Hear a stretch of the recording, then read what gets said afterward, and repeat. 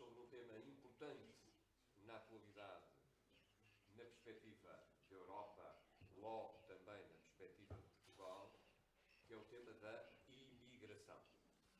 Portugal é, como sabem, um país de imigrantes. Quase todas as famílias portuguesas têm algum familiar seu que, por uma razão ou outra, teve necessidade de emigrar. Mas, independentemente dessa circunstância, muitas vezes o tema da imigração é tratado e abordado não da forma mais séria, não da forma mais objetiva, não da forma mais rigorosa. E nós quisemos dar um modesto, mas claro contributo para que essa matéria fosse refletida, para depois os intervenientes político-partidários, se quiserem, possam aproveitar as ideias, as opiniões e os contributos que aqui possam ouvir para avançarem em medidas de natureza legislativa que possam contribuir para que a imigração em Portugal não seja um problema, mas seja algo que possa ser considerado valioso. E, nesse sentido, nós decidimos convidar 3 pessoas, cada uma delas à sua maneira, que tem trabalho feito e pensamento consolidado nesta temática. Convidámos, em primeiro lugar, e eu peço desculpa por ter aqui aquilo que nós chamamos em português uma cábula, portanto, uma pequenina folha de ajuda. Convidámos, em primeiro lugar, a senhora deputada Sara Chelani, deputada italiana do partido Irmãos de Itália, Fratelli d'Italia. Não fizemos por acaso, uma vez que a Itália é um país que tem estado no centro, ou um dos países que tem estado no centro das atenções a propósito da questão da imigração, mas também atendendo à circunstância da deputada Sara Chelani ser, de acordo com o nosso conhecimento, uma das pessoas mais ativas e mais conhecedoras nesta matéria e que muito nos pode ensinar sobre o trabalho que ela própria tem vindo a desenvolver na relação da Itália com outros países, nomeadamente com a Albânia. A senhora deputada Sara Chelani é licenciada em Direito pela Universidade La Sapienza de Roma. Começou a exercer a profissão de advogada em 2010. Em 2012 obteve um mestrado na Luisi La Sapienza em Organização e Funcionamento da Administração Pública. Em setembro de 2022 foi eleita deputada da República Italiana pelo partido Fratelli d'Italia, do qual é uma militante desde muito cedo. Como deputada, é também membro da primeira Comissão dos Assuntos Constitucionais, da Presidência do Conselho e do Interior. Não estou a dizer mal. E é atualmente... e é atualmente relatora do DDL para a ratificação do Tratado Internacional Itália-Albânia. É também chefe nacional do Departamento de Imigração e é membro do Centro de Estudos Fratelli d'Italia desde a última legislatura. Queria, em nome do IDL, agradecer imenso a sua presença connosco, dizer-lhe que é uma honra e cumprimentar também o seu marido, que teve a amabilidade também de nos visitar, o que é também para nós um gosto. De seguida, gostava de lhes falar um pouco de um colega meu, penso que assim também o posso designar, professor universitário na Universidade Lusíada. É doutor em Ciências Sociais, Ciência Política pelo ISCSP, Instituto Superior de Ciências Sociais e Políticas, e também do Instituto Superior de Ciências Policiais e Segurança. É também superintendente da Polícia de Segurança Pública e foi, durante algum tempo, vogal do Alto Comissariado para as Migrações.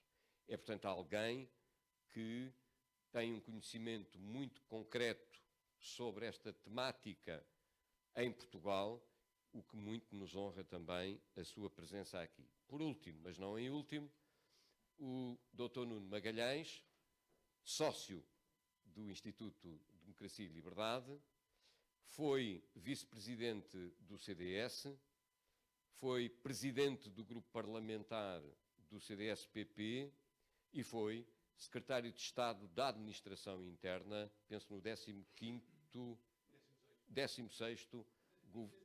sim, pois, 15º e 16º governos constitucionais.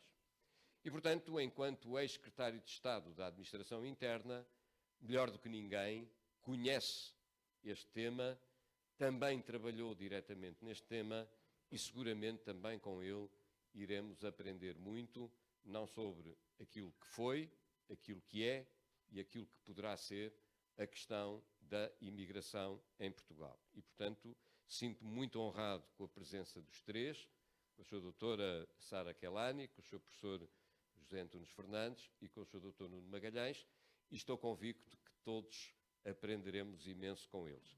A nossa ideia é que cada um possa fazer uma intervenção inicial e, finda a intervenção dos três, se estiverem disponíveis, podermos estabelecer um diálogo com a assistência, quer com aqueles que aqui estão, quer com outros que, creio, nos estão a assistir a partir de casa, porque a nossa sede não tinha disponibilidade para receber todas as pessoas que se quiseram inscrever e, portanto, temos um conjunto significativo de pessoas que nos estão a acompanhar online. Muito obrigado.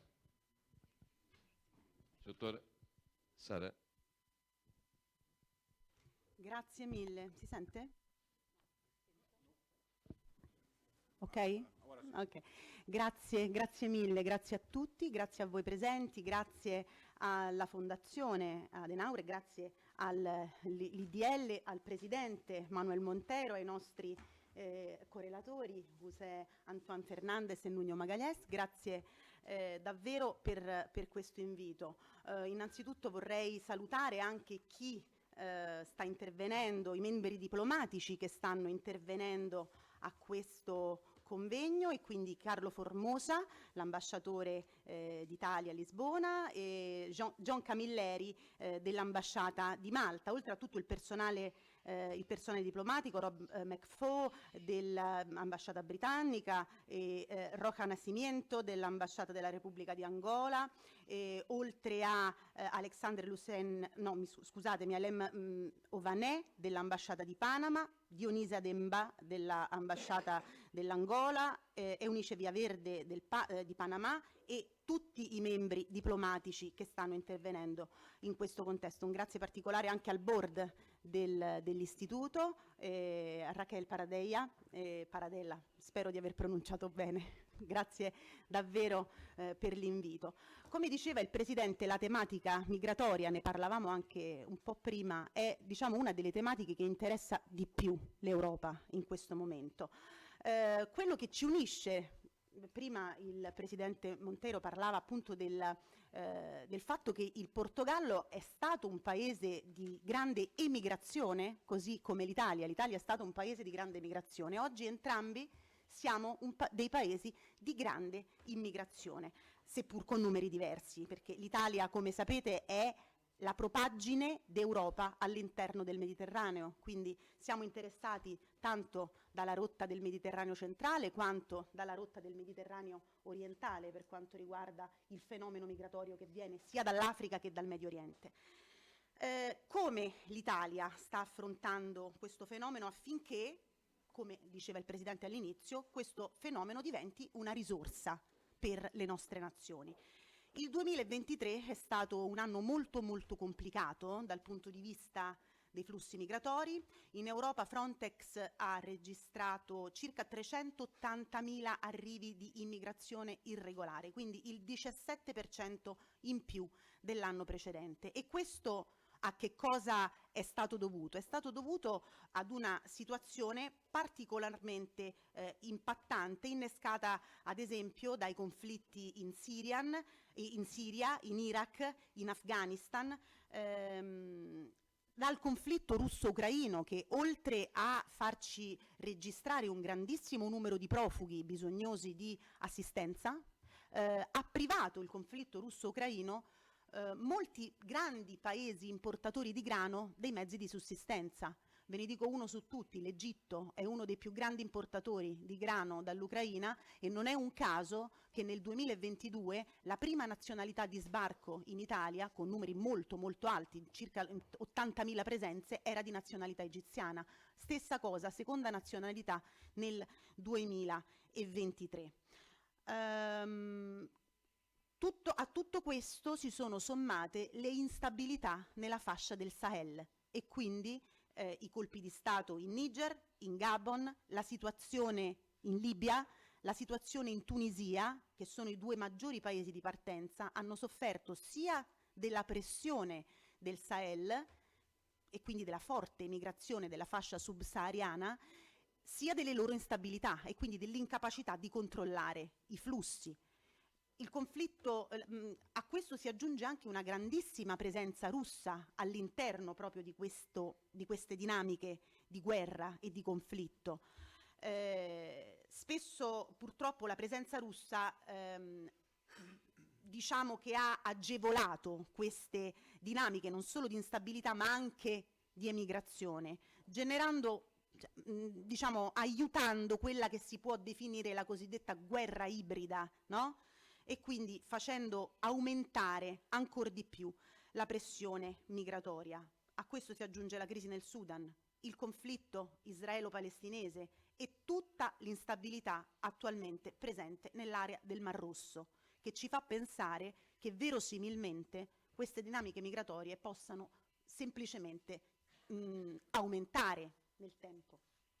Ma nonostante le proporzioni, insomma, epocali di questa sfida, il governo italiano ha messo in campo una serie di provvedimenti per contrastare i trafficanti di uomini, fare fronte ai flussi migratori in maniera strutturale e regolare. Innanzitutto abbiamo lavorato con successo per riportare la questione dell'agenda europea. Il contributo dell'Italia è stato determinante per la firma del memorandum tra Unione Europea e Tunisia, di cui magari parleremo in maniera più approfondita successivamente, e che ha permesso sostanzialmente di disinnescare una crisi che avrebbe potuto portare in Italia centinaia di migranti di partenza dalla Tunisia.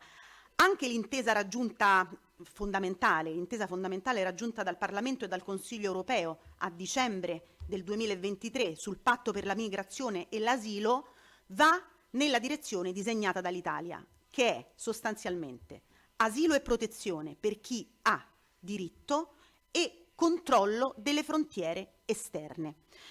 In questo senso il nostro Presidente del Consiglio, Giorgia Meloni, è riuscita a imprimere una vera svolta culturale all'interno dell'Unione Europea sulla priorità da conferire alla dimensione esterna del fenomeno migratorio. Questa priorità è stata recepita nella sostanza nel nuovo patto per la migrazione e l'asilo, che ha recepito un'altra delle necessità portate in Europa dall'Italia, ossia la necessità della condivisione nella responsabilità nell'affrontare le crisi migratorie. Il fenomeno migratorio non può essere considerato un fenomeno solo e unicamente italiano, né degli stati di primo approdo, perché so bene qual è la vostra situazione. Vi posso assicurare che l'Italia, la Grecia, la Spagna soffrono moltissimo, l'Italia ancor più di tutti, perché sono paesi di primo approdo. Tuttavia, questo genera una pesantezza migratoria per tutta l'Europa. Pertanto il punto è condivisione delle responsabilità in quello che è un problema e un fenomeno globale. Questi sono diciamo, i punti fondamentali che il governo Meloni è riuscito a portare in Europa. Va detto che la politica delle porte aperte, io lo dico, sono di Fratelli d'Italia, sono di un partito naturalmente conservatore. Il mio presidente del Consiglio, oltre a essere presidente del partito, è presidente di ICR, il Partito Conservatore Europeo. Noi in Italia abbiamo cambiato il paradigma rispetto alla gestione delle politiche migratorie, che fino ad oggi la sinistra in Italia ha gestito secondo diciamo il principio delle porte aperte, accogliamo tutti, ma manca in questo principio la sostenibilità per ogni Stato che accoglie i migranti. L'unico concreto, diciamo, modo per fermare il business dei migranti è fermare le partenze, perché noi abbiamo, oltre al problema della sostenibilità, il problema di far sì che si interrompa il traffico di uomini, che vengano spezzate le catene degli scafisti, che hanno fatto sì che negli ultimi 10 anni il Mediterraneo sia diventata la più grande fossa comune del mondo. Negli ultimi 10 anni abbiamo registrato nel Mar Mediterraneo 26.000 morti. L'unico modo per far sì che questo non avvenga più è evitare che partano, perché qualunque assetto navale si posizioni nel Mar Mediterraneo per il salvataggio, non sarà mai possibile evitare le morti.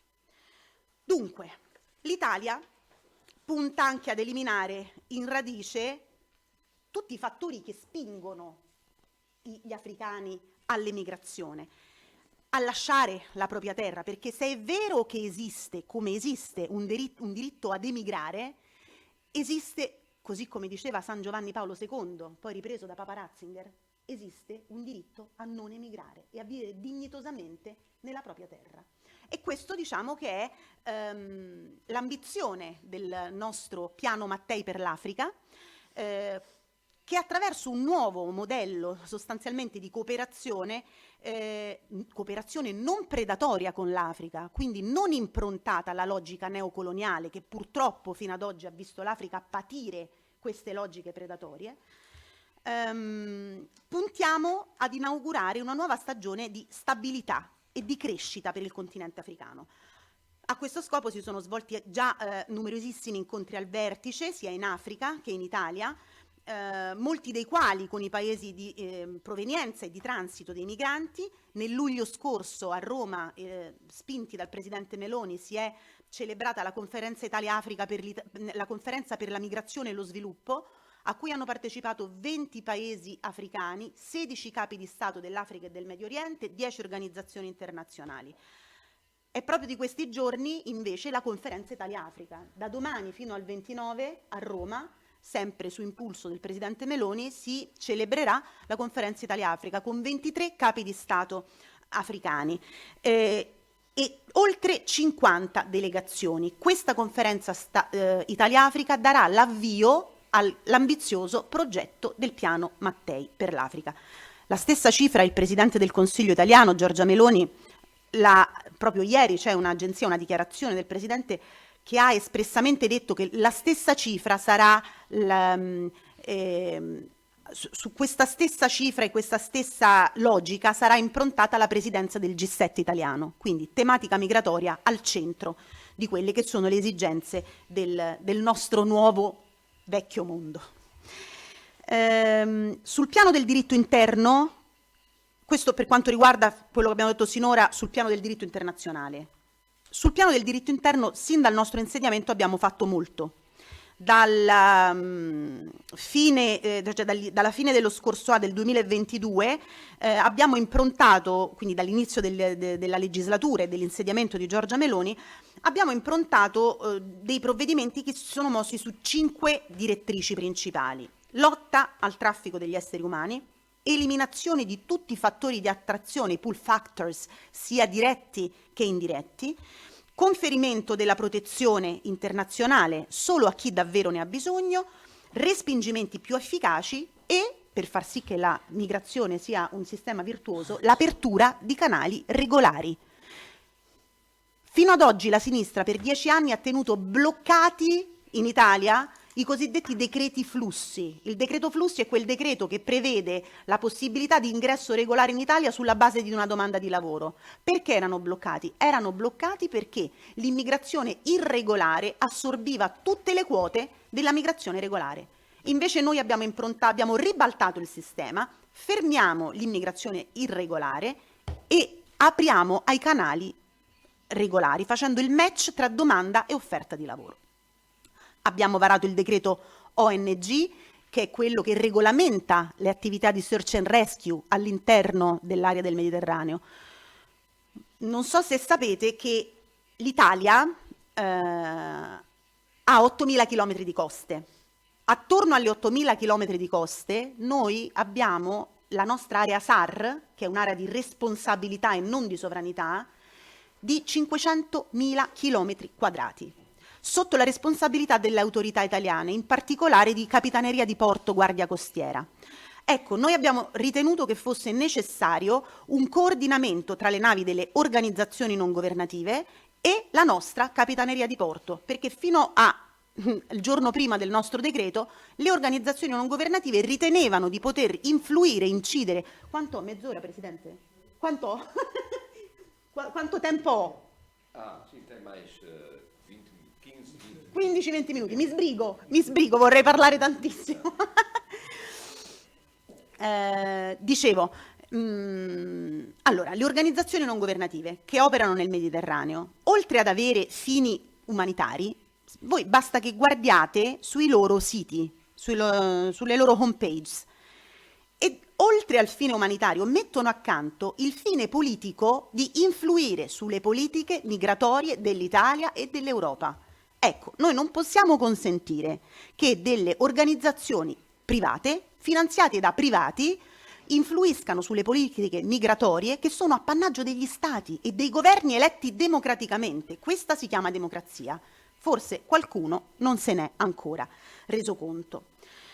C'è un episodio in particolare in Italia che mostra come l'immigrazione senza regole porti a dei disastri. E in primo luogo per gli stessi migranti. Nella notte tra il 25 e il 26 febbraio del 2003, a Cutro, 94 persone, tra cui 35 bambini che cercavano di raggiungere l'Italia su un caicco partito dalla Turchia, quindi parliamo della rotta orientale, a pochi metri dalla costa italiana calabrese, probabilmente ci sono delle indagini in corso, ma molto verosimilmente a causa di una manovra azzardata degli scafisti che intendevano sfuggire ai controlli della nostra Guardia di Finanza e di Frontex, si sono incagliati contro una secca e sono morti. Nelle stesse immediatezze il Presidente del Consiglio ha convocato a Cutro un Consiglio dei Ministri. Sapete che i Consigli dei Ministri si celebrano a Palazzo Chigi a Roma. In quell'occasione il Presidente del Consiglio ha convocato a Cutro, nella città del disastro, un Consiglio dei Ministri e ha varato un provvedimento in cui abbiamo inasprito fortemente le pene per i trafficanti di uomini e abbiamo stabilito che possano essere perseguiti penalmente anche se il reato è commesso nelle acque internazionali. Insieme a questo provvedimento abbiamo anche sostanzialmente inserito le procedure accelerate di frontiera, quindi consentiamo l'espulsione in alcuni casi in 28 giorni dei migranti irregolari. Abbiamo esteso i tempi di permanenza nei CPR, che sono i centri di permanenza per il rimpatrio, fino a 18 mesi, tutto in conformità con la normativa europea. Devo dire che abbiamo poi successivamente con il decreto immigrazione anche stabilito, il decreto immigrazione è stato licenziato da poco, ero relatrice anche di quel provvedimento, abbiamo stabilito che le autorità italiane di terra possano fare dei rilievi antropometrici, delle lastre, per verificare se i soggetti che si dichiarano minori, voi sapete che il minore non accompagnato è inespellibile, giustamente ha delle tutele e delle cautele maggiori rispetto all'adulto, tuttavia c'era il problema dei finti minori, che si dichiaravano minori e minori non erano. Abbiamo stabilito una stretta rispetto alla possibilità di ottenere quelle tutele solo a chi minore è veramente. A seguito poi degli attentati di Bruxelles che si sono verificati dopo il drammatico episodio del 7 ottobre dell'attacco di Hamas ad Israele, abbiamo sospeso Schengen sulla rotta slovena. sospendere il trattato di Schengen era per evitare che cellule jihadiste potessero entrare con gli immigrati irregolari. Guardate, la mia storia personale e la mia storia politica, io sono figlia di un immigrato, sono egiziana di padre, sono italiana di madre, ho la doppia cittadinanza. Questo dimostra che noi, l'Italia, il nostro governo, l'Italia in primo luogo è un paese di grande integrazione. Ma questo governo ha finalmente impresso un cambio di rotta rispetto a cosa? Rispetto a dire che l'immigrazione è sana, è virtuosa, se è regolata e se è sostenibile nel tempo. Per questo noi abbiamo previsto anche, aprendo il decreto flussi, nei 3 anni prossimi 450.000 ingressi regolari, come dicevo prima, con il match di domanda e offerta. Il problema è che in questi anni in Europa il centrosinistra sostanzialmente si è focalizzato sui movimenti secondari, quindi sulla modifica del Trattato di Dublino, per esempio, no?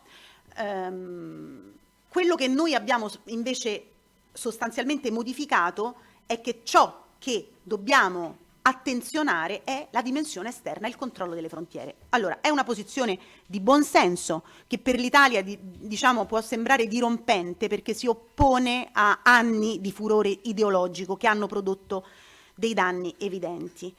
Ora mi vorrei soffermare e chiudo su 2 iniziative importanti che abbiamo fatto nell'ultimo anno, c'è un piccolo ritorno, che sono il memorandum Unione Europea e Tunisia. Prego. Allora, il memorandum Unione Europea e Tunisia, sottoscritto su impulso del Presidente del Consiglio, che ha fatto Giorgia Meloni, che ha fatto un grandissimo lavoro diplomatico, e sono arrivati a sottoscrivere il Presidente della Commissione Ursula von der Leyen e il Presidente tunisino Sayed. Questo accordo prevede cosa? Prevede sostanzialmente un pacchetto di 105 milioni di euro per il 2023, quasi il triplo rispetto alla media dei fondi per le migrazioni stanziati negli ultimi 2 anni, per un lavoro congiunto per il contrasto all'immigrazione irregolare verso e dalla Tunisia. Devo dire che a livello bilaterale l'Italia è già molto impegnata con la Tunisia, con progetti di cooperazione allo sviluppo. Abbiamo 700 milioni di euro in progetti in corso e anche di progetti già programmati. Abbiamo reso prioritaria la cooperazione migratoria, disponendo uno stanziamento di 10 milioni di euro, di cui 6 milioni e mezzo per forniture di ulteriori equipaggiamenti. Un dato ve lo devo dare, che dopo la sottoscrizione dell'accordo tra Unione Europea e Tunisia, negli ultimi 4 mesi le partenze dalla Tunisia sono calate dell'80%. Questi non sono dati che do io, li dà la Commissione Europea per bocca della commissaria all'interno Ylva Johansson. Ed è un trend che prosegue. Anche a gennaio di quest'anno siamo nel trend. Questo stesso trend europeo è assolutamente naturalmente in linea con quello dell'Italia. Negli ultimi 4 mesi noi abbiamo registrato i dati più bassi, nonostante noi quest'anno abbiamo avuto un record di immigrazione. Questo trend in salita si è fermato nel mese di ottobre e da ottobre ha cominciato un decalage e quindi noi abbiamo almeno il 70% in meno rispetto allo stesso periodo dell'anno precedente. Quindi vuol dire che questo dato è un dato strutturale che ci può far ben sperare rispetto a delle buone politiche. Un altro, per carità, non siamo soddisfatti perché c'è ancora molto da fare, tuttavia sono dei dati da registrare perché quando le cose poi cominciano a funzionare vanno riferite. Altro successo diplomatico è l'accordo con Italia e Albania, quindi tra il Presidente Meloni ed Edi Rama, per la gestione dei flussi migratori. Noi che cosa abbiamo fatto? Abbiamo fatto con l'Albania un accordo storico, innovativo, a cui l'Europa, paesi come la Germania, guardano con un grandissimo favore, e abbiamo stabilito di costruire 2 centri, quindi abbiamo fatto un protocollo tra i 2 governi, l'abbiamo ratificato adesso alla Camera, adesso sta passando al Senato in Italia. Questo protocollo che cosa prevede? La costruzione di 2 centri, uno portuale a Shenzhen, vicino Durazzo, che diciamo sostanzialmente è come se fosse un hotspot, in cui vengono esitate le prime procedure di identificazione e le richieste di asilo, e poi un centro più interno a Gjader, che invece partecipa delle caratteristiche dei centri di permanenza per il rimpatrio e dei centri per esitare le procedure accelerate di frontiera, quelle che ti consentono l'espulsione entro i 28 giorni. Molto diverso, mi è stato chiesto molte volte questa cosa, molto diverso dall'accordo tra UK e Ruanda, per una cosa fondamentale, che nei centri in Albania ci sarà l'integrale applicazione della normativa italiana sui migranti che sbarcheranno in Albania. Questo che cosa vuol dire? Rispetto della normativa italiana in materia di immigrazione vuol dire rispetto dei diritti umani, vuol dire rispetto della normativa europea, perché tutta la nostra materia migratoria è di stretta derivazione europea. Molto è stato detto in ordine alla pretesa incostituzionalità di questo accordo. Io vi posso assicurare che durante le audizioni dei valentissimi giuristi costituzionalisti invece ne hanno sancito la assoluta costituzionalità. Dunque, come dicevo prima, fino ad ora abbiamo fatto un grandissimo lavoro, poi sono a vostra disposizione per ogni domanda voi vogliate farmi, soprattutto mi rendo conto rispetto all'accordo Italia-Albania, perché è un accordo molto particolare, mi rendo conto, quindi lascio a voi lo spazio. In Italia abbiamo fatto nel giro di un anno quello che non era stato mai fatto negli ultimi 10 anni. Sappiamo che c'è ancora molto da fare, i risultati non ci soddisfano ancora pienamente, ma iniziano a darci sicurezza rispetto al fatto che la strada che abbiamo intrapreso è la strada corretta. Noi lavoreremo sul mantra della legalità, secondo il principio per cui in Italia si entra solo legalmente, e l'unico modo per evitare che uomini, donne e bambini vengano lasciati a morire in mare dagli scafisti è bloccare i traffici degli scafisti, bloccare le partenze. Io quindi vi ringrazio ancora di nuovo veramente caldamente a nome mio, a nome del mio partito, del mio Presidente del Consiglio per questa opportunità, e sono a vostra totale disposizione per ogni tipo di domanda. Grazie di cuore.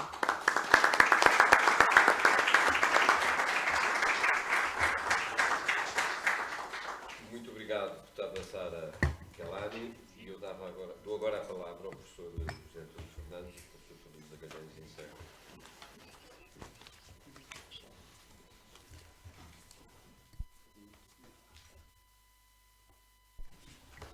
Bem, antes de mais, boa tarde. Eu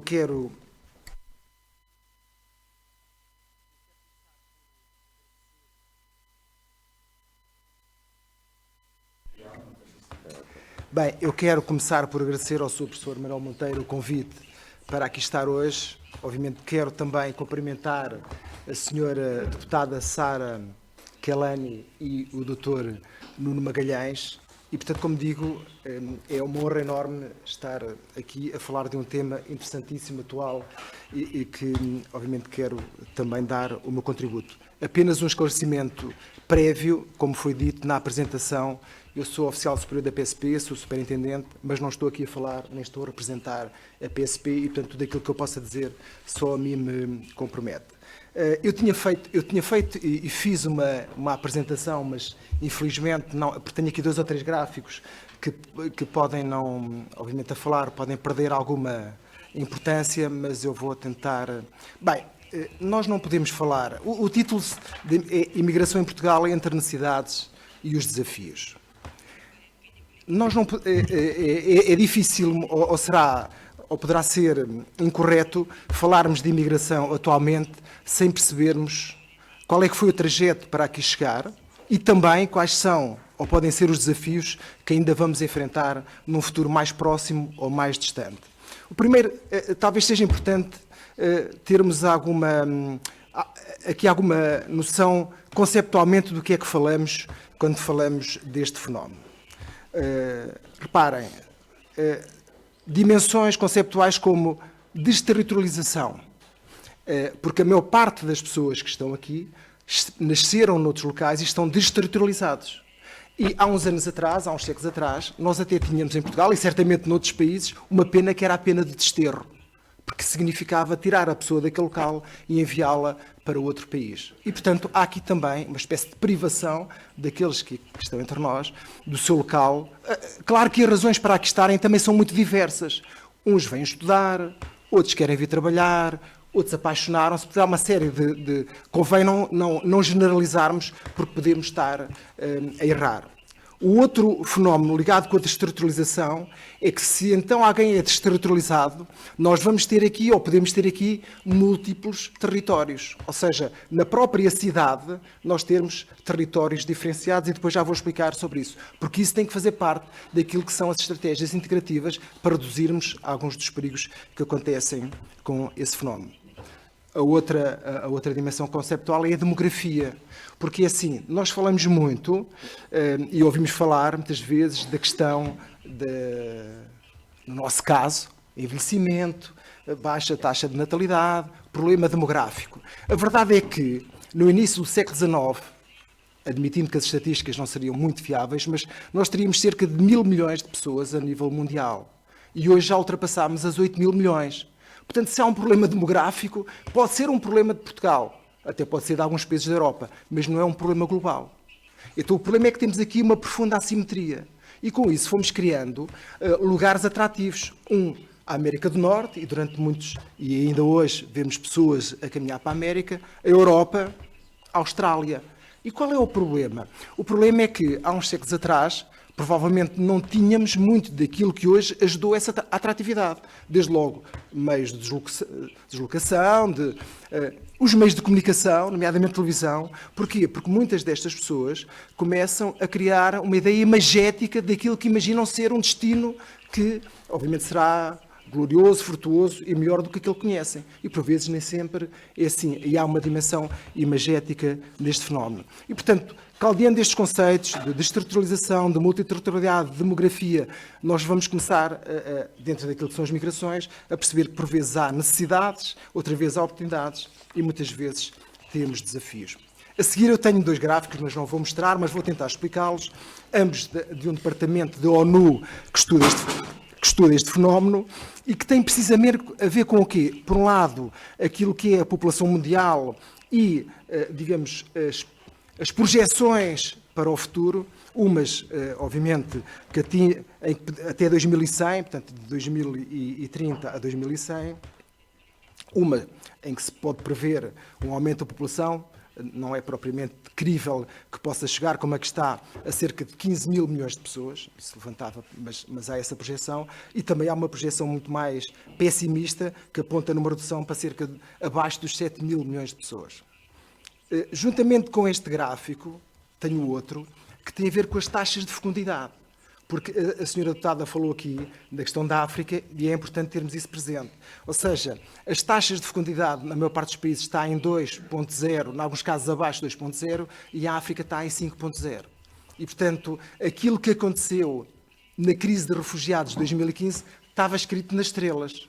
O que é que veio acelerar isso? Digamos, todo aquele problema que aconteceu no Norte da África, com a Primavera Árabe, que veio destamponar o Norte da África. E, portanto, as pressões migratórias a nível do Sahel, porque estamos a falar de populações muito jovens, muito jovens, obviamente, quando deixou de haver as lideranças fortes que estavam a tamponar a África, elas acabaram por irromper como seria.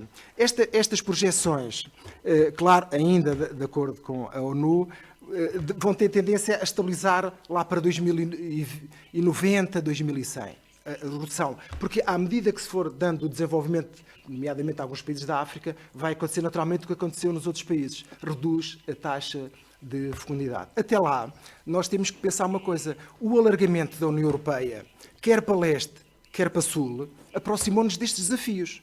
E se calhar nós não estávamos preparados para os enfrentar. Então, já que falei de demografia,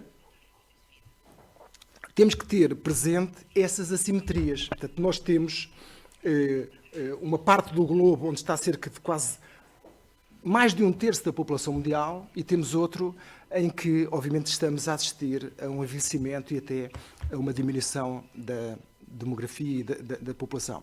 Porquê? Mas isto, se há aqui assimetrias regionais, também há assimetrias locais. Porquê? Porque nós falamos muito de migrantes e há migrações internacionais, mas também há migrações internas. E, portanto, quando olhamos para o global, também às vezes temos que olhar para o local. E porquê?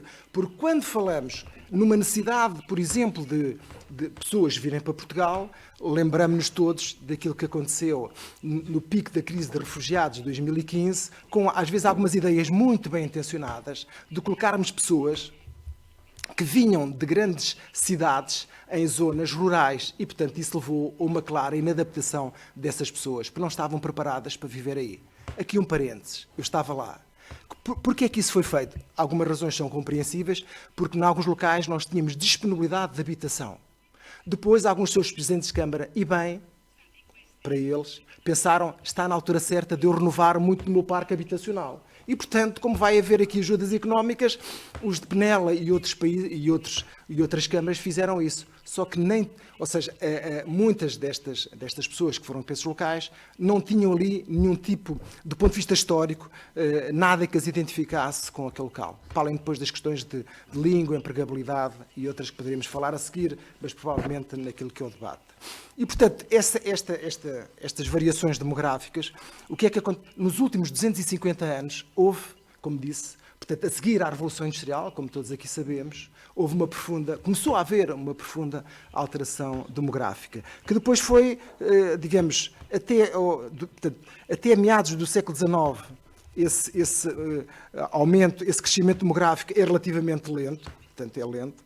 Ao longo do século XX, assistiu-se a um rápido aumento populacional, a que não é alheio, ou que não são alheios, alguns fenómenos como os cuidados de saúde, daquilo que é o baby boom, a seguir à Segunda Grande Guerra, e, portanto, ainda mais veio criar essa assimetria. Portanto, começando a concluir, a primeira ideia é que nós temos a população mundial, ela está, digamos, distribuída de forma desigual. Portanto, não há dúvidas sobre isso e, portanto, nós vamos assistir, ou vamos ter que continuar a assistir a transvase, a movimentos das pessoas, pelas mais diversas razões. E depois temos, por um lado, crescimento demográfico, por outro lado, envelhecimento da população. Isto é uma equação que terá que ser resolvida, mas não é de fácil resolução.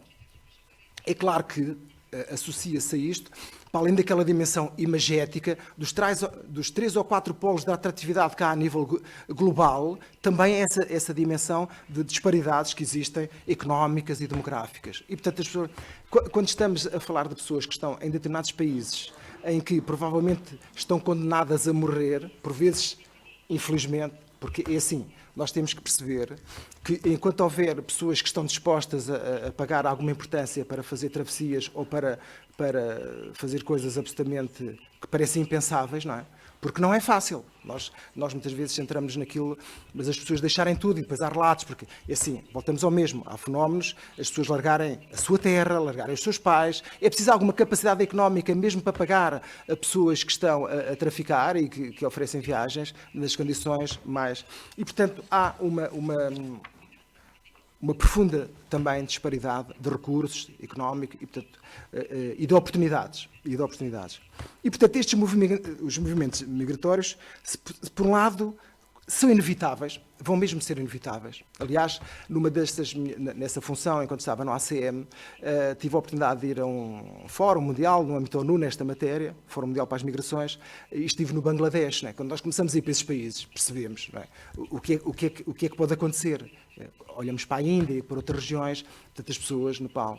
Agora também tive a oportunidade de ver outras coisas, e, portanto, já agora gosto de ser muito claro naquilo que digo. Também fui várias vezes ao Odmira, às estufas, aquilo que parece que ninguém sabia que existia, mas eu fui lá enquanto Fogal.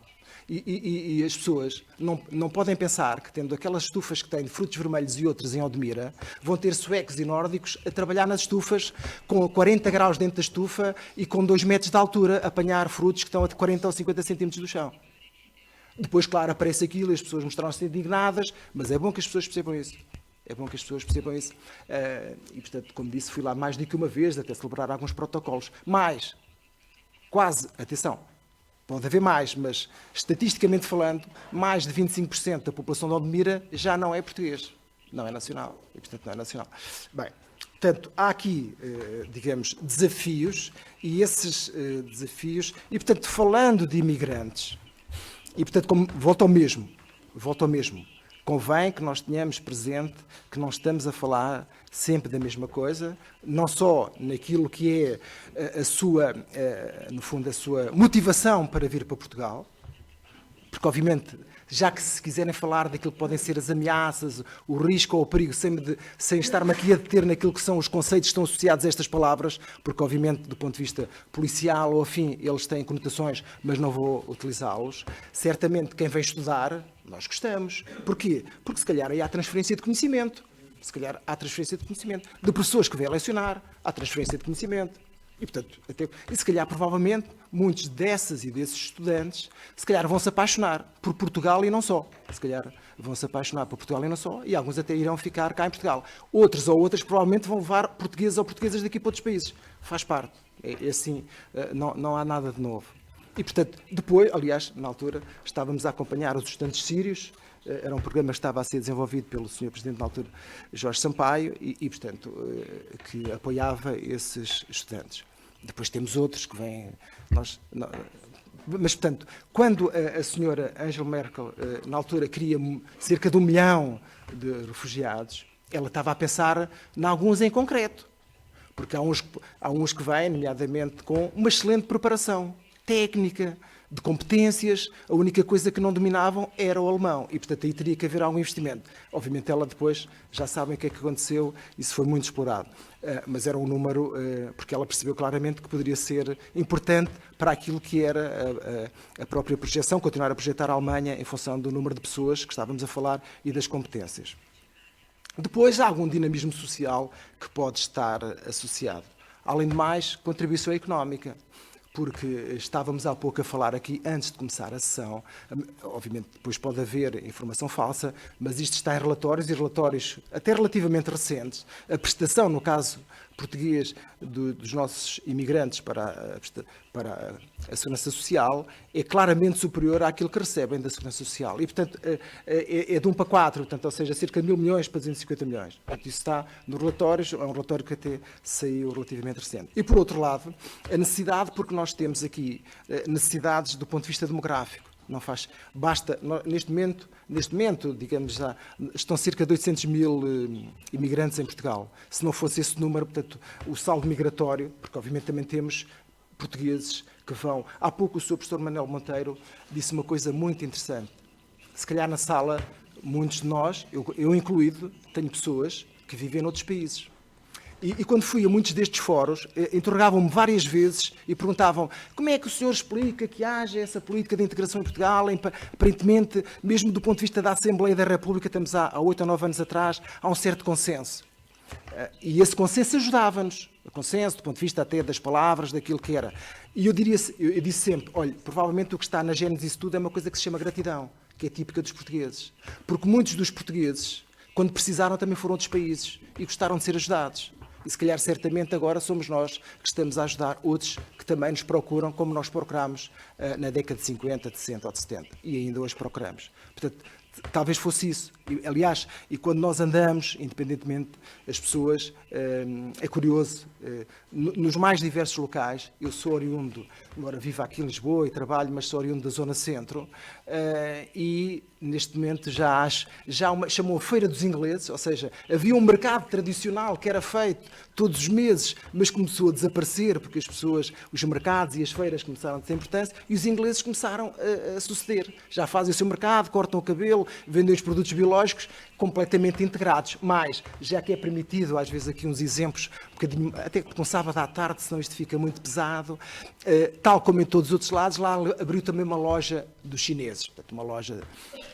e a senhora trabalha, e eu, como já viram, gosto de falar com as pessoas, e achei estranho porque ela falava melhor o português do que o marido. E perguntei-lhe, então, porquê? Ela disse, em Lisboa, claro, eu não vou estar aqui a imitar, em Lisboa o marido trabalhava num restaurante, mas ela servia à mesa e ele estava na cozinha. Portanto, ela foi praticando português e ele não. Mas ele agora está a tentar recuperar isso, tanto que há lá uns senhores que à tarde vão ao café e jogam lá um jogo de cartas e bebem os copos, e ele já faz parte, está totalmente quase, agora vou brincar, quase português. Não só deixa a mulher a trabalhar já, e vai lá para os copos e já está completamente integrado. Nós somos assim, isso é uma vantagem. Não, nós somos assim e não podemos perder isso. Bem, esta interseção entre imigração e segurança, claro que é um tópico complexo e multifacetado, envolve... Porquê? A senhora deputada falou e bem. Aliás, e a União Europeia, há uns anos atrás, quando lança a política europeia de vizinhança, pensou nisso. No fundo é assim, nós se conseguirmos nos países de origem ajudá-los, provavelmente faz com que isso possa reduzir a saída dessas pessoas. Claro que há essa tentativa, e não só por isso, mas tem a ver por outras razões, mas tudo aquilo que foi o alargamento e a aproximação a leste e a sul, nós fomos aproximando daquilo que eu poderia dizer, talvez, se calhar com pouco rigor académico, de algumas externalidades negativas. Não? E, portanto, essas externalidades negativas, digamos, foram-nos causando alguns problemas. Portanto, a segurança global, não é? Essas migrações, esses movimentos podem ser, e aliás foi aqui explicado pela senhora deputada, eu não vou repetir, são muito provocadas por fenómenos, por conflitos regionais, locais, que levam as pessoas a fugir, nomeadamente alguns que estão a acontecer até muito próximo da Europa. Depois há razões de segurança económica, de segurança sanitária. Vejam, digamos, a perigosidade que acontece quando acontece uma epidemia como aconteceu recentemente. E a questão da segurança nas fronteiras, não é? Eu lembro-me, era eu um jovem cadete, estava-se a tentar implementar Schengen, não é? E fiz vários trabalhos, porque se achava que era uma coisa absolutamente impossível, a abolição das fronteiras internas. Vários trabalhos, que não foi fácil, mas conseguiu-se. Com isso, obviamente, depois obriga a muita troca de informação, a muita cooperação policial, mas foi possível. Mas porquê que estudávamos muito esse assunto? Porquê? Porque tudo aquilo que é o Estado moderno e que faz parte do Estado moderno tem muito a ver com o território e com as fronteiras. E o que estava ali, e o que esteve ali presente, era uma ruptura com algo que vinha do século XVI ou XVII.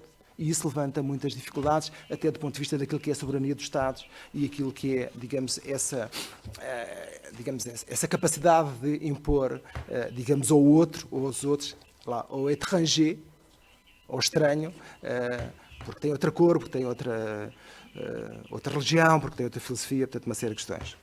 Ainda dentro da questão da imigração ilegal ou o tráfico de pessoas, não é? Que nós muitas vezes assistimos a grandes operações, como que desconhecêssemos que isso existe e às vezes em condições absolutamente desumanas, não é?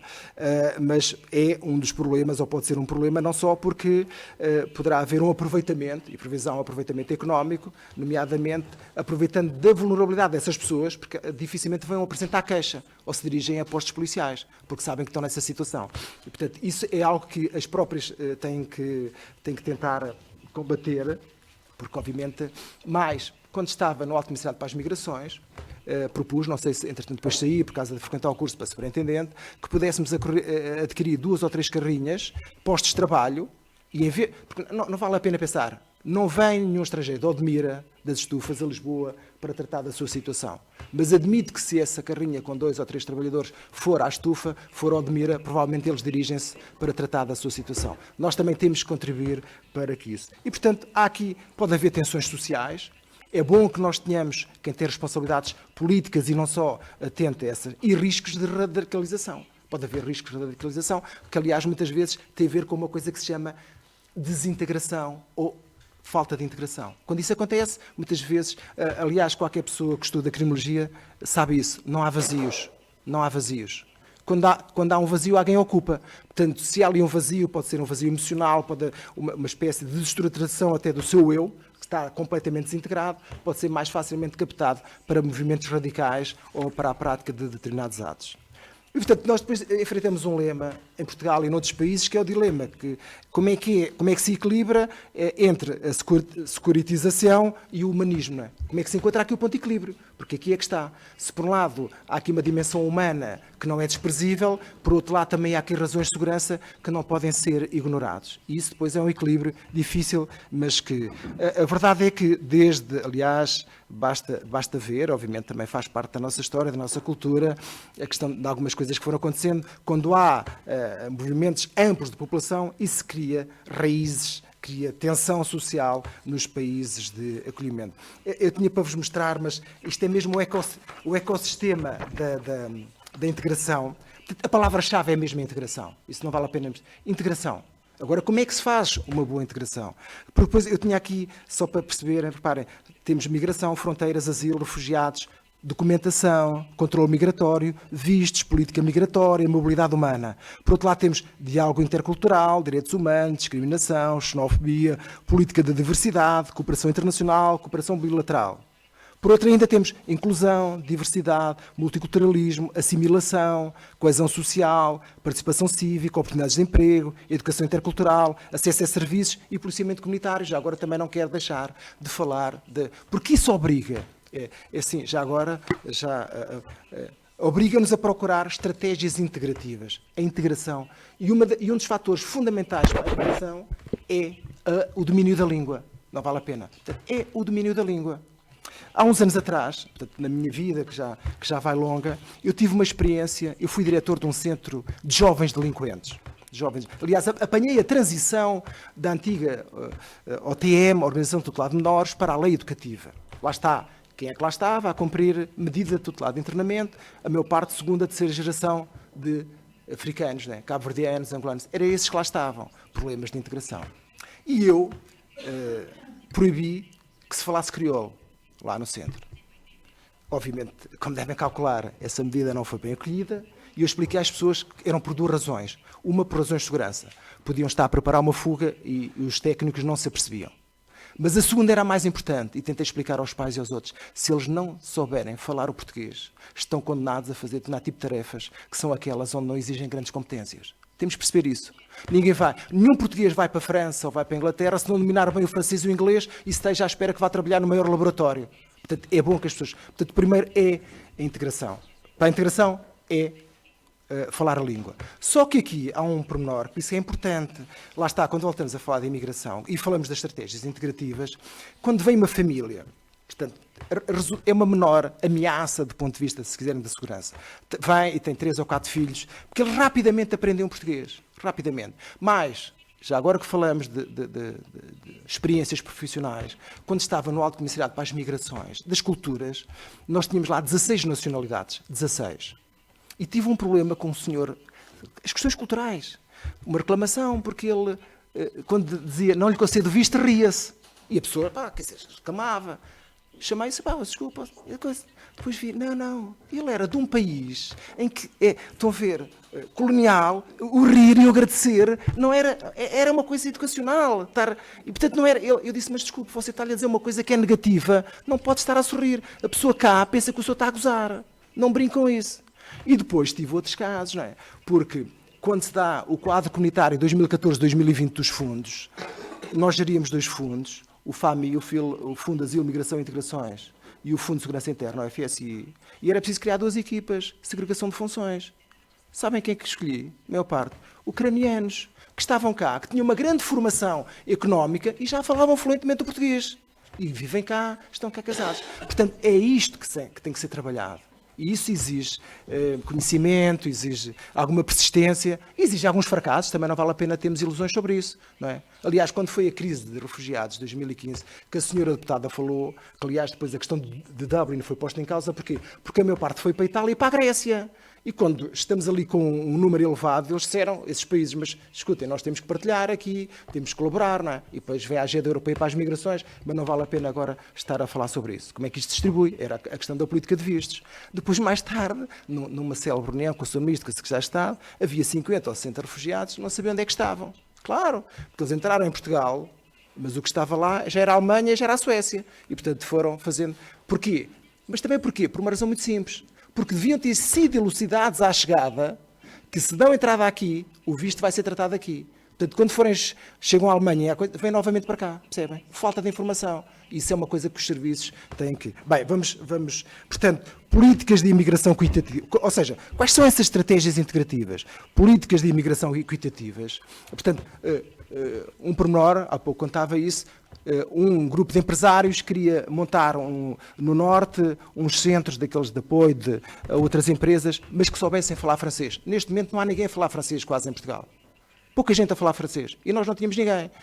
E eu, bem intencionado, e portanto, com aquela juventude própria dos 50 anos, não é? Ou 55, que já devia ter juízo, mas não tive, não é? Fiz um dia uma reunião com o Secretário de Estado e com o Ministro a dizer, olha, desculpe, nós temos aqui oportunidades. Os empresários precisam de pessoas a falar francês, nós não temos, e se calhar temos aí países onde há muita gente que fala francês, e se calhar podíamos fazer aqui algumas feiras de trabalho e arranjar aqui canais, não é?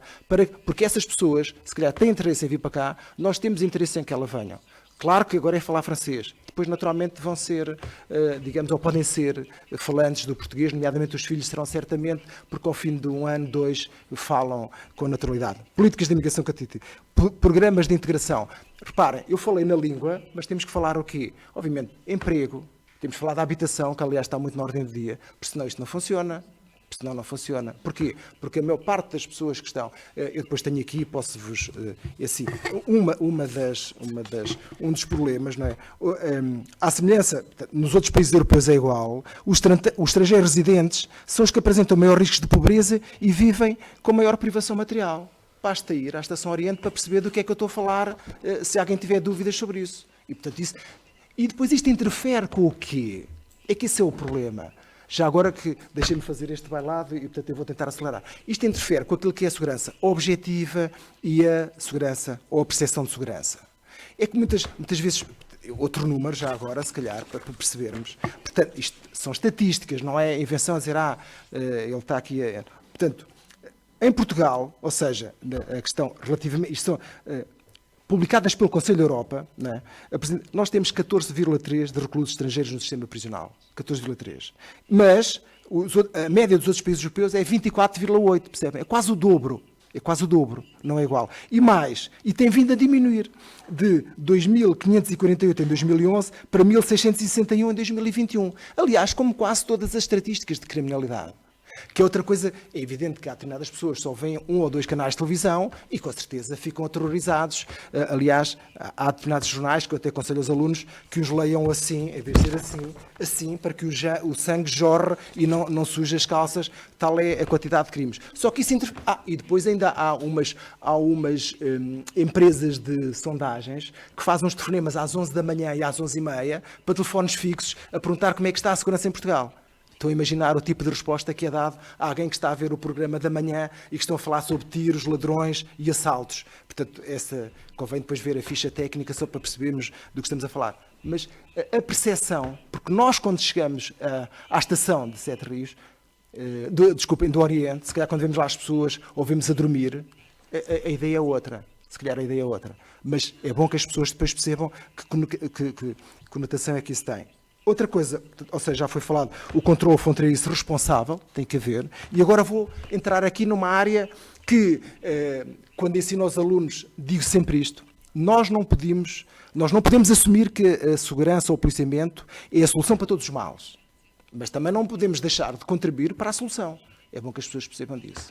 E agora, isto agora é que daria para uma... Mas não dá. Porquê? Porque o que está aqui em causa é que tem que haver, do ponto de vista política, uma reorganização conceptual do que é a segurança em Portugal. E que pode ajudar no fenómeno da integração. Eu vou explicar como.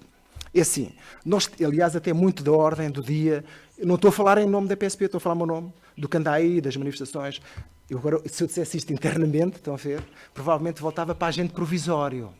Se calhar temos polícias a mais, mas deixem-me acabar. Nós não precisamos de 20 mil. Agora, temos é que reorganizar. O que é que vai fazer a PSP e a GNR? Só matérias de âmbito nacional. 6 ou 7 áreas, não precisa fazer mais. Bem pagos, bem remunerados, bem treinados, bem preparados. E depois temos que criar, e é aí que entra aquilo que eu estou a dizer, para a prevenção do crime. Porque, como dizia o saudoso professor Marcelo Caetano, ou seja, nós temos de ter uma polícia preventiva, uma polícia administrativa, que tente evitar que o perigo se transforme em dano. Prevenção primária, é aí que nós devemos apostar. E para apostar na prevenção primária, temos que ter forças policiais locais, polícia municipal. E a Polícia Municipal pode e deve desenvolver aquilo que são programas de policiamento comunitário. Com uma base territorial, onde muitas vezes estão esses imigrantes que precisam de, obviamente, porque estes projetos de policiamento são absolutamente necessários em função de determinados bairros para tentar ajudar nessa mesma integração. Eu depois vou continuar, porque senão teríamos que falar mais tempo. Dito de outra maneira, portanto, concluindo, e depois estou completamente disponível para poder, se quiserem, esclarecer ou ajudar, ou até para ouvir algumas coisas que possa ter dito e que estão completamente erradas, mas concluindo, nós estamos a assistir a algo que começou, obviamente nós podemos ir lá mais atrás, com os nossos descobrimentos, mas Revolução Industrial começa aí aquilo que é uma espécie de crescimento demográfico. Isso contribuiu para este fenómeno. Portanto, menos fortemente no século XIX, mais fortemente a partir da segunda metade do século XX. Já agora podemos falar outra coisa, porque é isso que estamos a falar aqui quando falamos da África. Quando se dá, nós, reparem, em meados do século XX tínhamos cerca de 60 Estados, hoje temos 203, só que alguns não são verdadeiramente Estados. E por isso, não sei, porquê? Porque alguns deles, quando se desmoronou o Bloco de Leste, com o fim, entre aspas, da Guerra Fria, muitos que estavam a ser ajudados ou pelos Estados Unidos ou pela então União Soviética deixaram de ser ajudados. E ainda ficaram em pior situação. Muitos deles não conseguem garantir a segurança no seu país. É disso que estamos a falar. Basta ir ao índice dos Estados frágeis, portanto, Estados frágeis assim designados a partir de 2012, até isso chamavam-se Estados falhados. Portanto, basta lá ir para ver onde é que estão os problemas. Basta. E depois podemos começar assim a colocar coisas. Estado falhado, pobreza, criminalidade, e aquilo está lá concentrado. Portanto, é fazer uma espécie de mapa de cores e, portanto, tivemos aí um problema e esse problema afeta vários países. No caso português, nós fomos um país muito tempo de imigrantes, neste estamos a ser de imigrantes. Por um lado, isto tem certamente riscos, pode ter ameaças, mas também não pode deixar de ser uma grande oportunidade. Assim, nós a saibamos agarrar. Muito obrigado. Obrigado.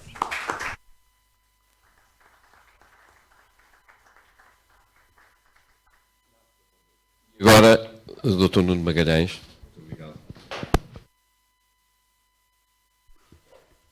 Muito obrigado, Sr. Professor.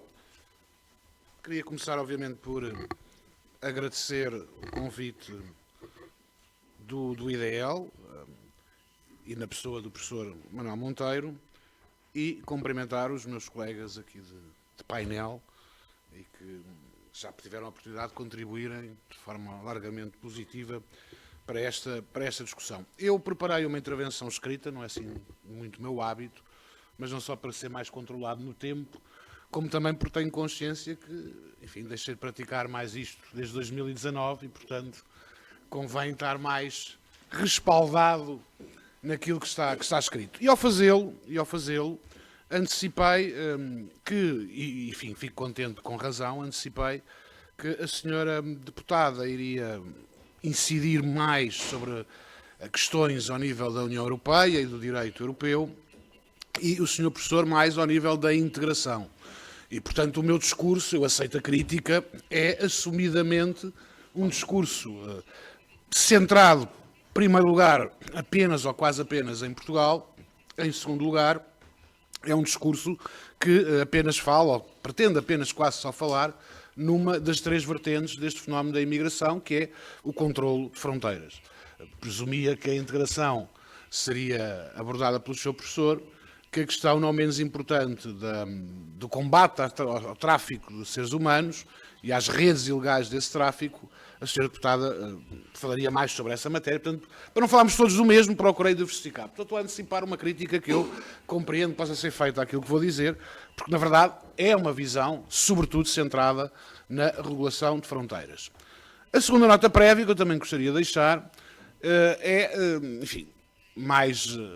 até um pouco para descontrair, eu estava aqui a ouvir a senhora deputada Sara Calani e recordei-me que o professor Manuel Monteiro, de uma forma muito amável e muito simpática, aqui há uns dias, há umas semanas, ligou-me: olha, eu estou aqui a pensar, há aqui dois títulos, e um dos títulos que eu estava a pensar era se, um pouco provocatoriamente, palavras do seu professor, se a imigração é um problema político. Eu gostei mais deste título, porque achei de facto que estas coisas é para provocar, isso é para debater, mas se calhar esqueci-me que ia responder esta pergunta, e vou responder esta pergunta, ao lado de uma responsável política italiana. Portanto, tudo o que eu vou dizer é relativo, não é? Será tão atrevido dizer que não é um problema como dizer que é um problema se compararmos com a realidade italiana. E, portanto, ouçam aquilo que eu vou dizer com isto um pouco na cabeça. Eu vou responder à escala portuguesa, tendo em atenção o fenómeno em Portugal, não só, já agora, Sr. Professor, se me permitir, enfim, um pouco a graça, não só em relação à gratidão portuguesa, mas se calhar tendo em atenção aquele que é o maior instrumento de política migratória portuguesa e que se chama Oceano Atlântico. e que, como a senhora deputada seguramente poderá testemunhar melhor do que eu, faz as coisas muitíssimo diferentes entre a realidade italiana e a realidade portuguesa. Em todo o caso, vamos a isso, enfim, desculpem-me, já me estou a perder talvez um pouco. Eu gostaria de começar, como eu disse, por responder à questão. Sim, a meu ver, hoje, a imigração é um problema político em Portugal. E é político porque foram feitas políticas que provocaram esse problema e que trouxeram para o cerne da atividade política esse mesmo problema. Por isso, ao contrário de outras realidades, aqui bem definidas e bem descritas, porventura a culpa é mais nossa do que da realidade ou de outros. Mas primeiro, permito-me tentar esclarecer sobre o que estamos a falar. Muitas vezes confunde-se imigração para fins económicos e asilo, realidades distintas, com contextos distintos e, por isso mesmo, regimes jurídicos distintos. A confusão não é inocente e serve para sustentar um certo discurso politicamente correto, manicaísta, entre o bem e o mal, e que pretende dividir os humanistas e os securitários, os universalistas e os reacionários, os antigos e os modernos.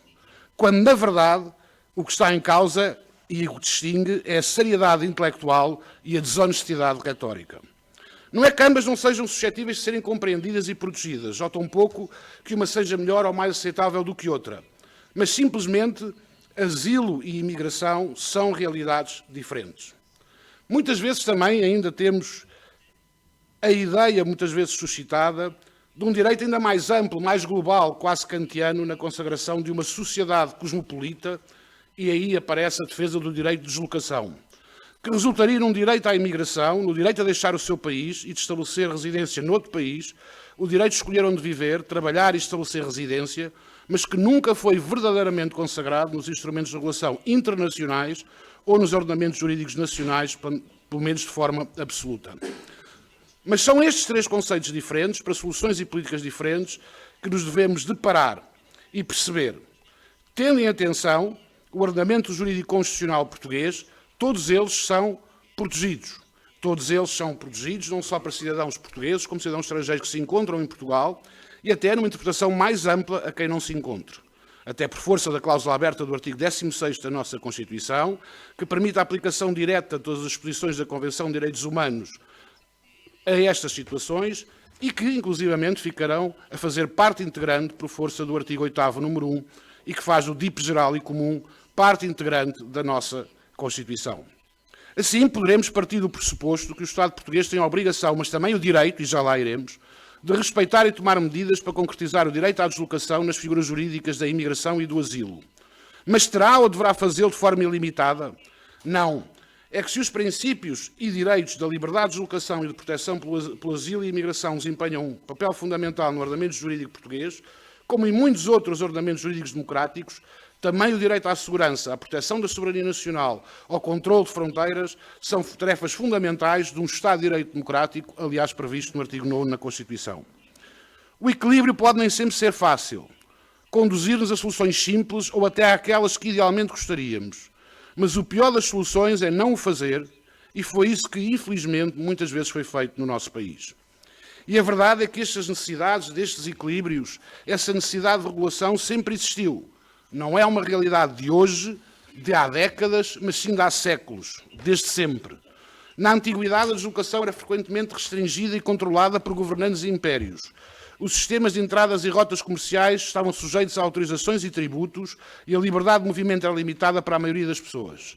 Durante a Idade Média, a mobilidade estava frequentemente ligada apenas à servidão e ao feudalismo. Os camponeses eram ligados à terra, que não tinham a liberdade de se deslocar. Apenas as rotas de comércio e de peregrinação permitiam alguma mobilidade entre regiões.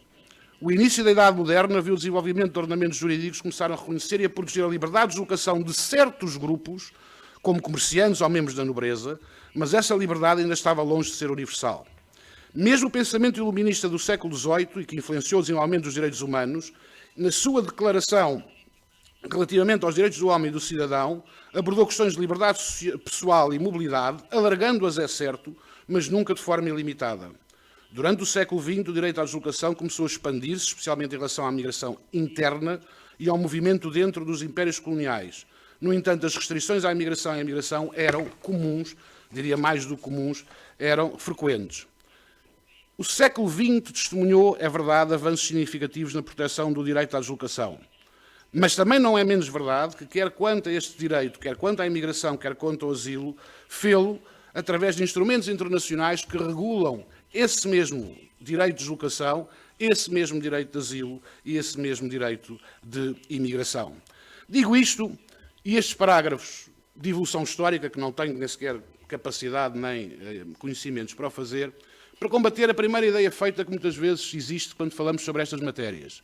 É que um certo discurso de uma certa esquerda quer impor a uma certa geração, a esta, a todos nós, um certo rótulo de uma geração egoísta, que não quer partilhar a sua riqueza económica, aquilo que conseguiu construir como um Estado de direito social com outros continentes e com outros povos. Como se esta intenção de restringir ou de limitar fosse algo que tivesse aparecido no século XX ou no século XXI. Sempre existiu, sempre foi assim, é tão natural quanto o direito a querer emigrar como o direito a querer restringir no sentido de proteção daquilo que é a segurança interna de Estados soberanos, que são isso mesmo, Estados e soberanos.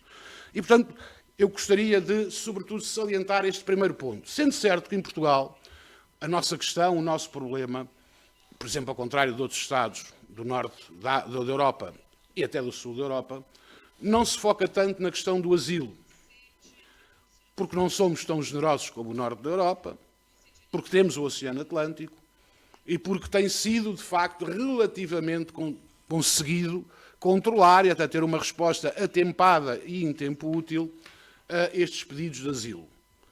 A nossa questão, o nosso problema tem muito mais a ver com a imigração económica. E essa imigração económica é que anos e anos de políticas desreguladas ou até ausentes é que fazem com que hoje, real ou aparente, eu diria ambos, em intensidades diferentes, a imigração, e respondendo a esta pergunta, seja de facto um problema político. Não que seja, reparem bem no cuidado que eu estou a ter com as palavras, não estou a dizer que é um problema de segurança, estou a dizer que é um problema político. São coisas diferentes. Até podemos discutir um pouco, e deixaria talvez para essa altura, para a altura do debate, discutir um pouco isto. Mas se a pergunta que me é feita é se é um problema político, como vou tentar provar, não tenho a mais pequena dúvida disso mesmo. Basta atentarmos para a evolução do fenómeno migratório em Portugal nos últimos 50 anos. Em Portugal, e até ao final do século XX, a política de imigração nunca foi uma prioridade, sequer uma questão e muito menos um problema, pois era baseada sobretudo nos países de língua oficial portuguesa, resultando do processo de descolonização e de laços familiares e de pertença que foram sendo criados e por isso desenvolveu-se quase de forma espontânea, autorregulada e quase sempre bem integrada. A partir dos anos 80, a população estrangeira a residir em Portugal registrou um aumento significativo, ultrapassando no final da década pela primeira vez a centena de milhar. A evolução positiva da população estrangeira tornou-se mais intensa ao longo dos anos 90, período em que a taxa de crescimento anual média foi de 7% ao ano, mantendo-se o principal contributo na entrada de cidadãos estrangeiros provenientes do continente africano, sobretudo dos PALOP, e do continente europeu, em particular dos países da União Europeia. Mas a partir da década de 90, observou-se uma alteração na origem geográfica dos imigrantes, com a redução da proporção de imigrantes europeus e africanos no total de imigrantes e com um aumento importante da percentagem de asiáticos e brasileiros, que passaram de 2% e 7,4% em 1980 para 4,1% e 10,9% em 1999, respectivamente.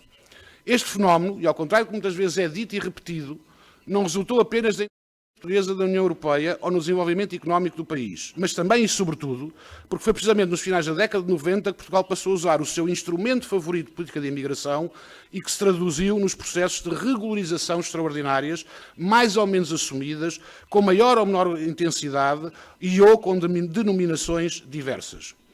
Com efeito, a partir do final do governo de António Guterres, ao invés de optar por reforçar os meios do Estado na concessão de vistos, única forma e bem de entrada no território nacional até o final dos anos 90, optou-se pela realização em 3 anos de 2 processos de regularização extraordinária retroativa que desportou o efeito de chamada e captou a atenção das redes de tráfego internacional, tanto mais que, com o aprofundamento do espaço Schengen, Portugal passou a constituir uma importante porta de entrada para os fluxos migratórios, pois assumia políticas em contraciclo com os demais Estados-membros da União Europeia e que provocou diversos protestos de vários governos europeus e, pelo menos, 2 procedimentos de incumprimento das regras europeias que acabaram arquivados. E quando se diz que a questão do efeito de chamada é uma questão fictícia... peço desculpa. Eu vou tentar. Como distribuí, pensei que fosse mais...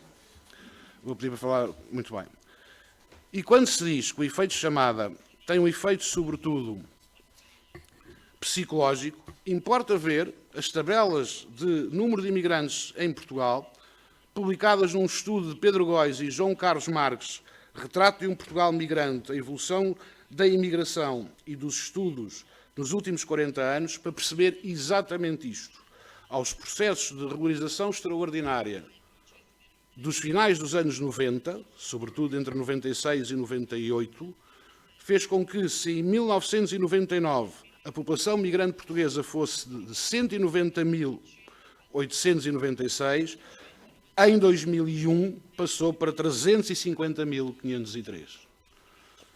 Se verificarmos o período que depois, como todos se recordam, houve um determinado governo, por acaso foi aquele que fiz parte, que acabou por restringir e, sobretudo, acabar com estes processos de regularização extraordinária.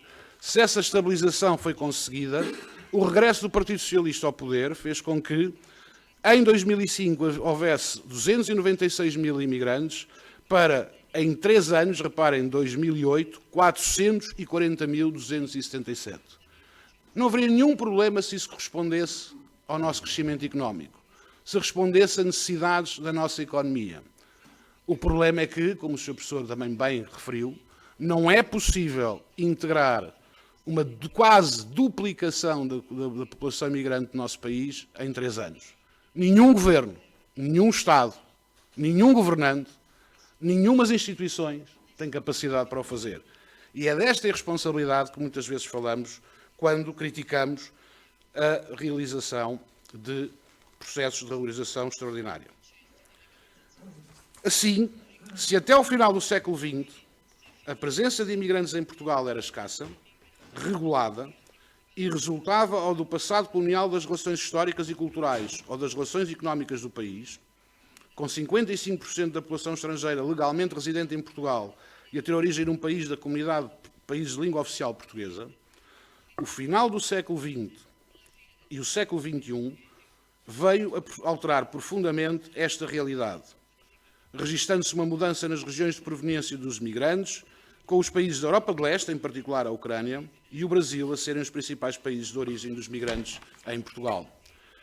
Esta alteração das origens contém igualmente uma alteração do ritmo do fluxo migratório, que ocorre de forma muito intensa, num curto espaço de tempo, e sem a necessária preparação e integração face às novas realidades. Com efeito, 2 situações diferentes quanto à forma de entrada no país, com a consagração de vistos de curta duração para os imigrantes de leste e a ausência de necessidade de visto para os migrantes com origem no Brasil, acabam por coincidir no tempo e criar um novo conjunto de imigrantes legais/ilegais que supriam necessidades laborais temporárias, que até poderiam estar integrados no mercado de trabalho sazonal, mas que careciam de direitos e também de deveres e de uma política de integração. Com efeito, em 2001, através do seu artigo 55, o Decreto-Lei nº 4 veio regularizar a situação destes migrantes, concedendo-lhes uma figura não conhecida, as autorizações de permanência, e que, de uma forma quase automática, permitiu a atribuição e a legalização de mais de 120.000 imigrantes. Alterando assim, e de forma muito clara, a forma de organização das comunidades migrantes no nosso país. Em 2003, este relatório de oportunidades de trabalho passou a ser vinculativo, mas em 2007, o novo governo, com o então Ministro da Administração Interna, António Costa, realizou-se uma regressão da política de cotas, através da Lei 23/2007, de 4 de julho. Será, aliás, perceber que é que o futuro candidato, segundo se anuncia, a Presidente do Conselho Europeu, passará a defender, pois enquanto Ministro do Interior consagrou uma solução ainda mais inovadora, nunca vista, um terço génios para a obtenção de um visto. Para além e bem do contrato de trabalho ou da promessa de trabalho, introduziu uma expressão que se traduzia na manifestação individualizada de interesse da entidade empregadora. Portugal deixou, assim, de ter uma política de vistos baseada no contrato de trabalho ou na promessa de trabalho apenas e bem, para bastar uma manifestação de interesse individualizada, seja lá isso que for, de trabalho. E foi esta porta de entrada que provocou aquele fluxo gigantesco que aconteceu precisamente entre 2007 e 2009. Insistimos sempre em soluções, porventura criativas, para calar certa esquerda, com que queremos mais ou menos estabelecer alianças, mas na verdade só nos preocupamos com a integração no momento em que damos o visto, sem cuidar das consequências e do impacto daí resultante. Esta solução só não foi mais prejudicial porque outro fator externo à vontade do Estado português, infelizmente, veio regular os fluxos migratórios. A crise económica e financeira de 2008, a bancarrota e o programa de assistência económica e financeira fez mais pela regulação migratória do que todos estes governos socialistas.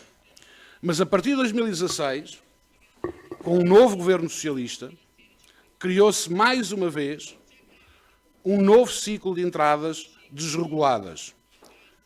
Em 2017, foi alterada a lei de 2007, aquela que já tinha introduzido esta terceira forma de entrada em Portugal, que é a manifestação de vontade, retirando o caráter extraordinário ao pedido de concessão de autorização de residência, transformando num processo administrativo normal, desburocratizado e livre de qualquer controle de ilegalidades que possam ter sido cometidas pelos requerentes.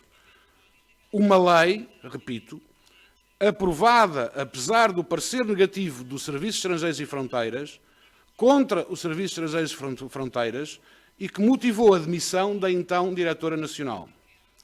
A partir desta data, os requerentes de autorização de residência, ao abrigo dos artigos 88 a 89, aqueles que se referem ao exercício de atividade laboral, visto de trabalho, puderam submeter online a sua manifestação de interesse na plataforma eletrónica do CEF, com todos os campos preenchidos, com informação verídica ou não, sem qualquer controle posterior, e assim o requerente, e não é mais do que isso, um requerente, passa a ficar numa situação que, não sendo a de residente legal em território nacional, é, no entanto, suficiente para impedir o seu afastamento do nosso país e, se encontrado nesta situação documental irregular noutro país do espaço Schengen, fazer com que esse retorno coercivo seja para Portugal e não para um país de origem, como as regras europeias ditam.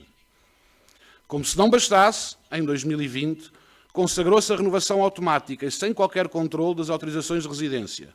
O requerente não precisa mais nada que mostrar a autorização de residência anterior, feita e obtida online, sem qualquer fiscalização, que de resto, em 2023, e com a extinção do Serviço de Estrangeiros e Fronteiras e a criação da AIMA, deixou totalmente de existir no nosso país.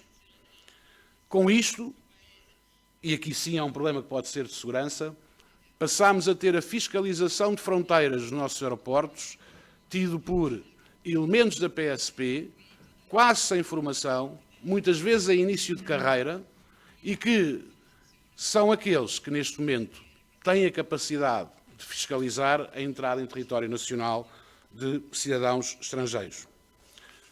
Já vai longa a minha intervenção, queria-vos dizer isto. Eu acho que o CDS tem motivos para se orgulhar daquilo que sempre defendeu. Dissemos sempre exatamente a mesma coisa. Rigor nas entradas, como única forma para ser humanista na integração e para um combate rigoroso e efetivo às redes de tráfico de integração ilegal. Tivemos sempre do lado certo da história, do lado em que hoje governos insuspeitos do ponto de vista ideológico, como o governo de Macron, vêm fazendo e introduzindo nos seus ordenamentos jurídicos internos. A irresponsabilidade socialista, no entanto, tornou, e para terminar, reforçando a resposta à minha pergunta, aquilo que não era um problema, como o Sr. Professor bem assinalou, há 10 anos, 15 anos, tornou esta questão verdadeiramente num problema. Num problema político, para já, e que se não for politicamente tratada, tornar-se-á um problema social ou pior. Porquê?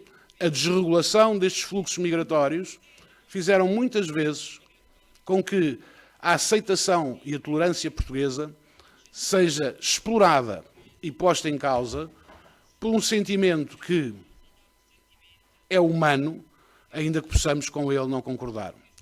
Com efeito, como foi também aqui dito, em muitas regiões, sobretudo o interior do nosso país, num espaço de 4 ou 5 anos, a população residente alterou-se de forma excepcional, extraordinária e radical, passando a ter um fluxo de cidadãos estrangeiros residentes que quadriplicou, quintuplicou nesse período de tempo.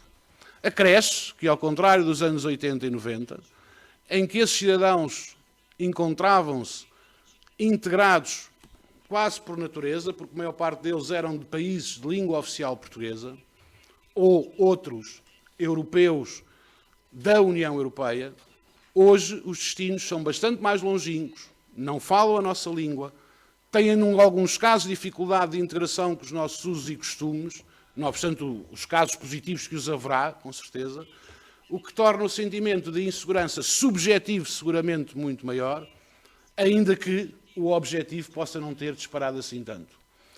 O facto de termos hoje um partido político que faz desta questão uma bandeira e do medo na instrumentalização dessa bandeira e que tenha a ter o sucesso que está a ter, é a prova precisamente da falência, por um lado, das políticas da União, de Portugal, e mais do que isso, a prova de que verdadeiramente este tornou-se, infelizmente, por culpa própria, por culpa nossa e não por outros fatores, um problema político. Que, se não houver coragem de o enfrentar, só o estaremos a adiar e a aumentar. E por isso é que eu felicito o Instituto ter a coragem de fazer este debate com estes temas e com estes convidados. Muito obrigado.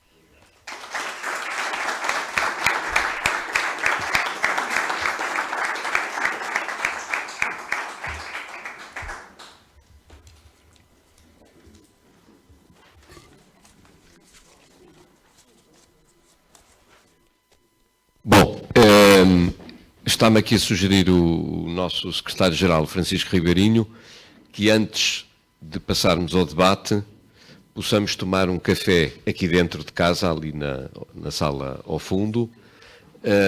Quem quiser fumar, que é o meu caso, também o poderá fazer, e depois regressaríamos para continuar esta agradável e importante conversa, pelo menos para mim, espero que esteja a ser para todos.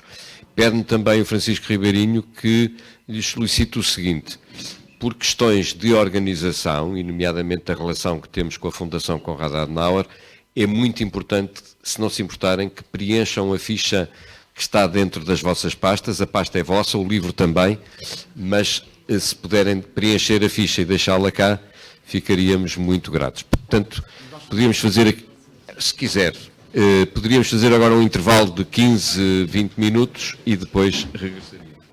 Obrigado.